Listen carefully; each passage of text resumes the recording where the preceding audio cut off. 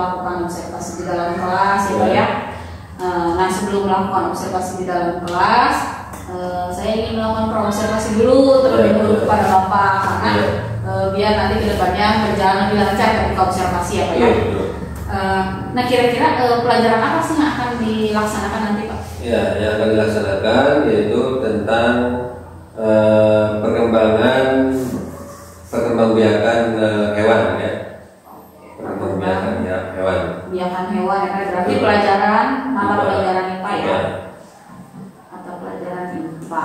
Nah, kira-kira tujuan pembelajarannya apa yang Bapak harapkan dari pembelajaran? Tujuannya yaitu peserta didik bisa mengidentifikasi perkembangbiakan hewan ya. Yaitu ada dua jenis perkembangbiakan, yaitu perkembangbiakan generatif dan vegetatif. Kemudian perkembangbiakan generatif itu dibagi tiga, ya ada perkembangbiakan dengan cara ovipar, ada jenis hewan yang berkembang biak dengan cara ovipar atau bertelur, kemudian ada yang hewan vivipar, yaitu hewan yang berkembang biak dengan melahirkan. Kemudian ada yang jenis hewan berkembang biak dengan ovipar ya, yaitu berkembang biak dengan cara bertelur dan juga melahirkan. Seperti itu.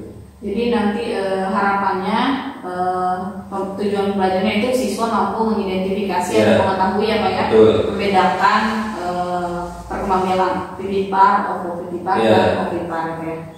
Kemudian apalagi Pak? Ada lagi atau sudah?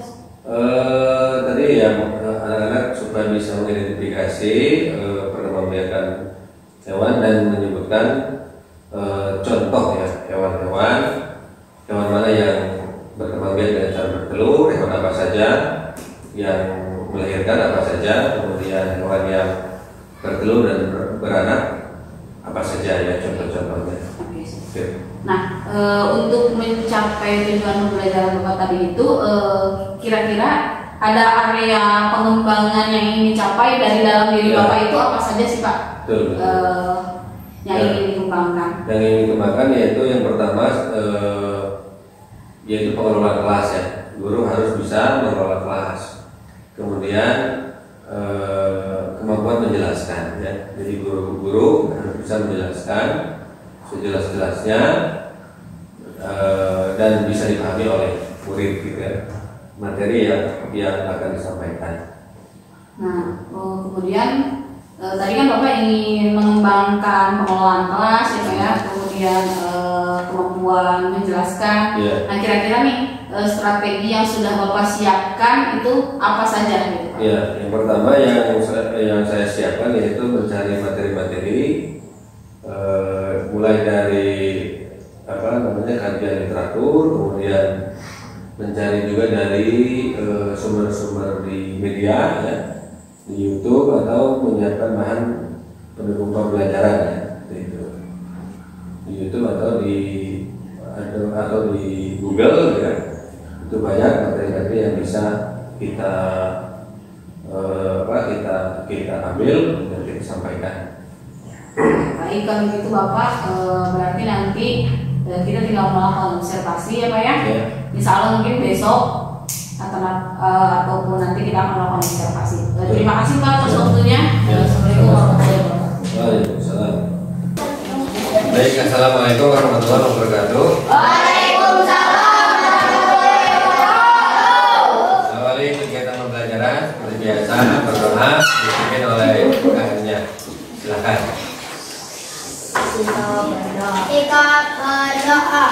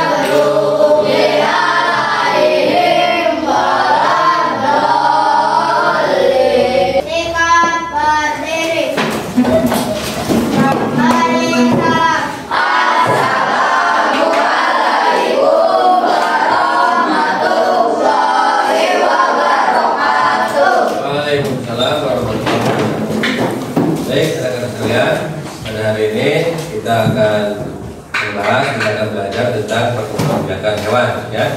Sebelum dimulai, ada yang tidak hadir? Ada. Siapa? Karina kemana? Sakit. Siapa lagi? Riyama ya. Kita doakan yang sakit semoga cepat sembuh ya. Baik, perkembangbiakan hewan ya. Sebelumnya minggu lalu kita sudah bahas tentang ciri-ciri makhluk hidup, yaitu apa? Bisa bernafas, bisa bergerak, kemudian berkembang biak di tempat ya. Bagus, masih ingat ya. Itu ciri-ciri makhluk hidup. Dan sekarang kita bahas tentang salah satu ciri makhluk hidup, yaitu bisa berkembang. Sebelum dilanjutkan, mari kita menyanyikan lagu nasional. Silakan berdiri.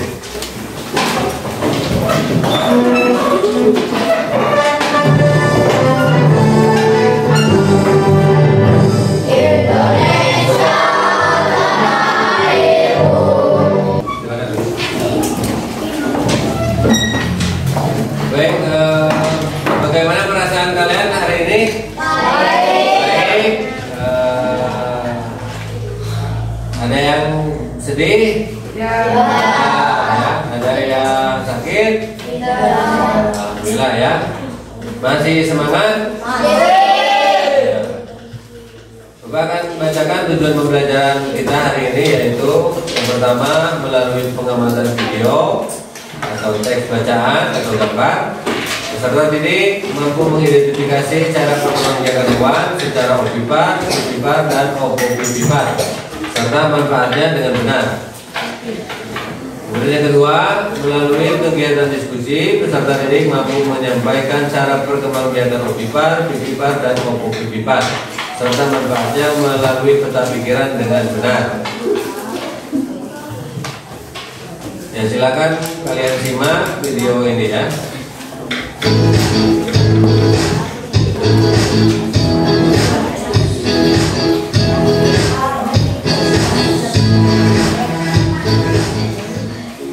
Assalamualaikum warahmatullahi wabarakatuh. Selamat pagi anak-anak hebat. Bagaimana kabar kalian hari ini? Semoga selalu sehat dan tetap bersemangat. Hari ini kita akan membahas muatan pelajaran IPA kelas 6 tema 1 subtema 2 dengan materi perkembangbiakan generatif pada hewan. Nah, anak-anak hebat, coba perhatikan gambar berikut. Assalamualaikum warahmatullahi wabarakatuh. Waalaikumsalam. Ya, apa itu berkembangbiak? Kemampuan makhluk hidup untuk menghasilkan individu baru ya, yang sifatnya sama atau menyerupai induknya. Itu pengertian atau definisi berkembangbiak. Kemudian perkembangbiakan generatif ya, yang tadi disampaikan, yaitu perkembangbiakan yang dilakukan secara kawin ya. Perkembangbiakan ini disebut perkembangbiakan seksual ya. Kemudian berkembangbiak, ada berkembangbiak secara generatif dibagi 3 ya, tadi sudah disampaikan. Di antaranya ovipar, bertelur. Ciri-cirinya hewan ovipar tidak memiliki daun telinga ya, tidak memiliki. Sekarang kita diskusi kelompok ya. Silakan bagikan, nanti didiskusikan dengan kelompoknya. Nah, dibaca saja. Ini. Ada yang kurang dimengerti? Sudah? Oh, cepat sekali. Sudah? Oh, ya. Bagus. Wow, bagus. Berarti sudah paham kayaknya ini. Ya, minta perwakilannya. Nih. Ya, saya akan membacakan hasil diskusi kelompok kami. Bantai, bau.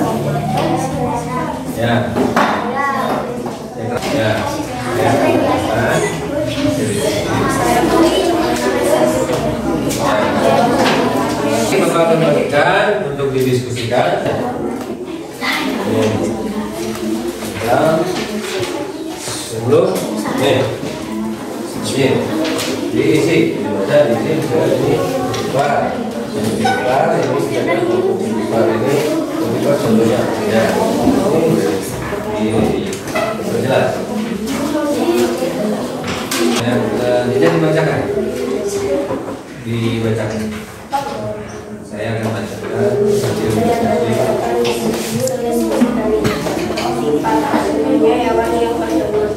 Langsung saja habis depan, bacakan. Saya habis ini. Yang bacakan, hasil diskusi, kelompok kami. Untuk refleksinya ya, bahkan dijawab. Ada 5 pertanyaan, didiskusi, jawab sama-sama.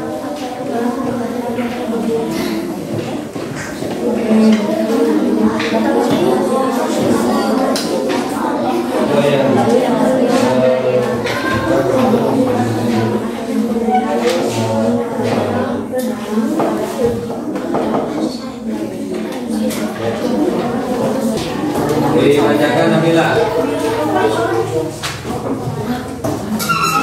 Ya, saya akan bacakan.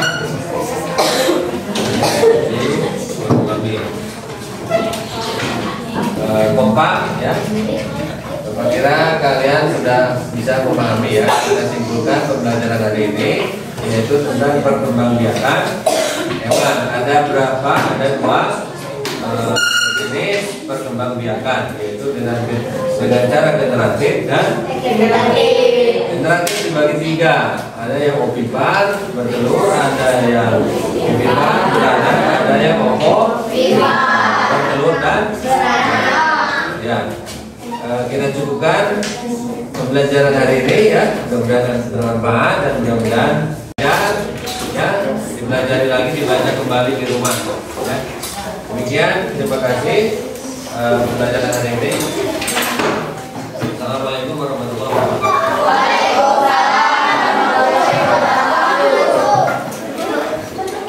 Ya, silakan pimpin doa. Sudah? Duduk. Ya, silakan berdoa.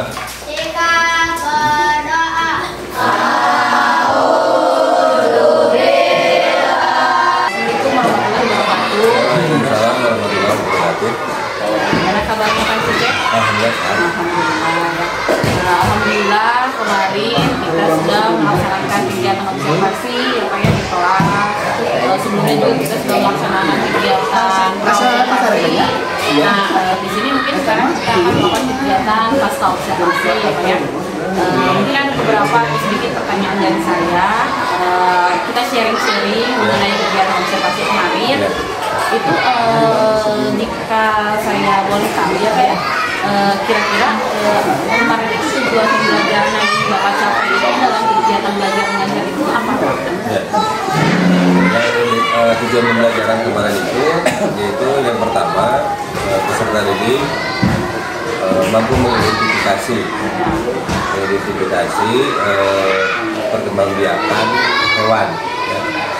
Kemudian yang kedua tujuan pembelajarannya itu peserta didik mampu menyebutkan contoh-contoh hewan dengan macam-macam jenis perkembangbiakan. Hewan yang berkembangbiak dengan bertelur apa saja, contohnya, kemudian yang ovipar apa saja yang melahirkan, kemudian yang ovipar apa saja hewannya, contohnya. Kemudian nih kira-kira kemarin kan ada hal yang ingin dikembangkan ya Pak ya, dalam dilibatkan nih. Kira-kira apa nih yang Bapak ingin kembangkan dalam proses KBM yang sudah Bapak laksanakan kemarin? Ya. Kemarin yang ingin dikembangkan itu adalah pembelajaran dengan multi metode ya, dengan menerapkan lebih dari satu metode ya. Kemarin itu yang diterapkan yang pertama pembelajaran berbasis IT, kemudian pembelajaran dengan metode diskusi dan pembelajaran dengan metode demonstrasi ya, di mana anak diminta untuk berdebat, kemudian menyampaikan, mempresentasikan hasil diskusinya. Kalau yang ingin Bapak kembangkan dari dalam diri Bapak kemarin itu apa kemampuan pengembangan? Sebetulnya yang ingin dikembangkan itu pendekatan saintifik ya, yang kemarin dilaksanakan. Sepertinya kemarin juga pendekatan saintifik atau metode saintifik juga diterapkan, dilaksanakan di pembelajaran kemarin, di mana di antaranya misalkan guru menanya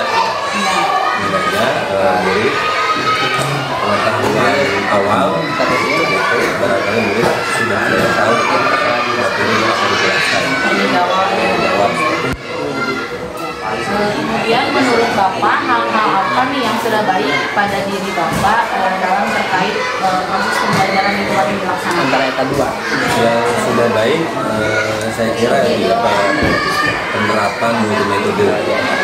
Biasanya kan guru itu ketika mengajar hanya menggunakan satu metode, menerapkan salah satu metode. Tapi kemarin itu yang saya praktikkan itu multi metode, tidak hanya satu metode yang dilaksanakan.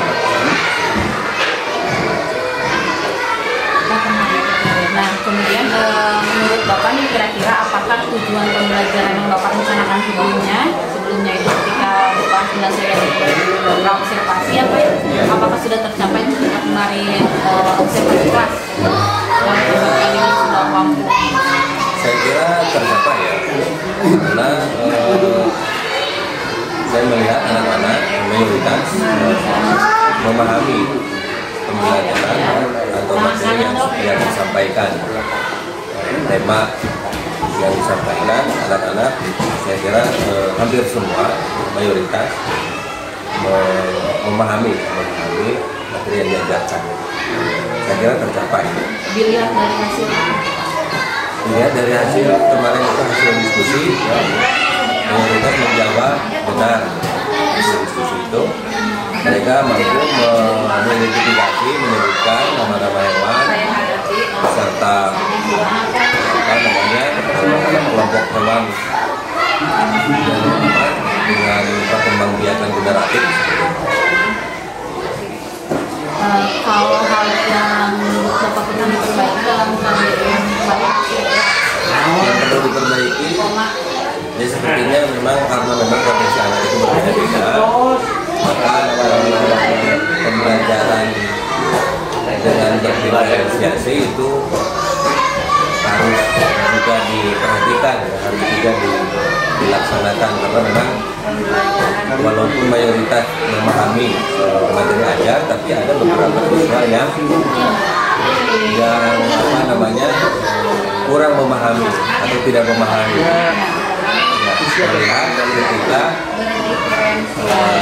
ada 1-2 siswa menjawab pertanyaan dengan tidak nyambung.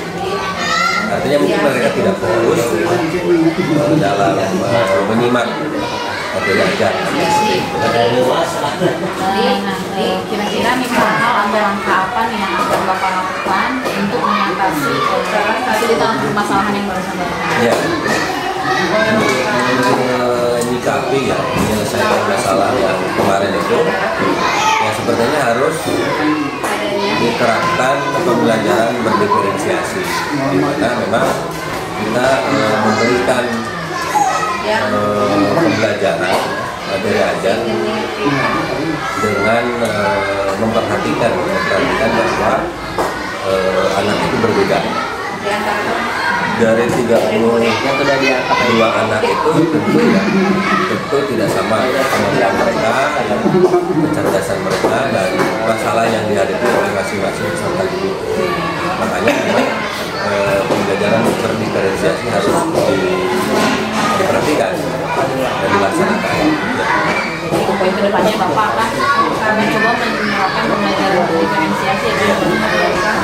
peserta didik gitu ya. Nah, kira-kira nih rencananya Bapak akan melaksanakan pembelajaran diferensiasi itu kapan? Ya sebetulnya mulai besok juga seterusnya pembelajaran secepatnya ya. Pembelajaran diferensiasi itu harus dikembangkan, harus diterapkan di kelas untuk supaya semua anak itu bisa mengerti materi dengan kemampuannya masing-masing. Jadi standar atau pencapaian tujuan pembelajaran bisa tercapai meskipun dengan pendekatan yang berbeda antar peserta didik. Kemudian harapan Bapak nih jika sudah dilaksanakan pembelajaran diferensiasi ke depannya harapan Bapak? Ya, harapannya peserta didik itu bisa menerima materi ajar, menyerap materi ajar dengan 100% kalau bisa.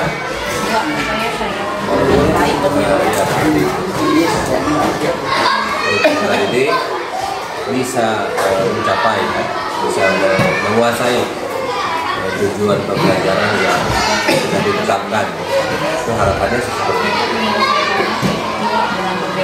Dengan perbedaan potensi, ya, kemampuan, kecerdasan peserta didik, tapi dengan keyakinan bahwa memang peserta didik bisa, mereka mampu, tidak ada yang bodoh, tapi hanya saja mungkin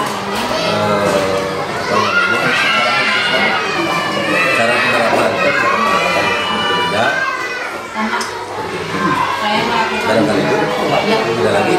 Baik Bapak, terima kasih untuk kegiatan observasinya, kemudian kegiatan observasi dan kegiatan observasinya.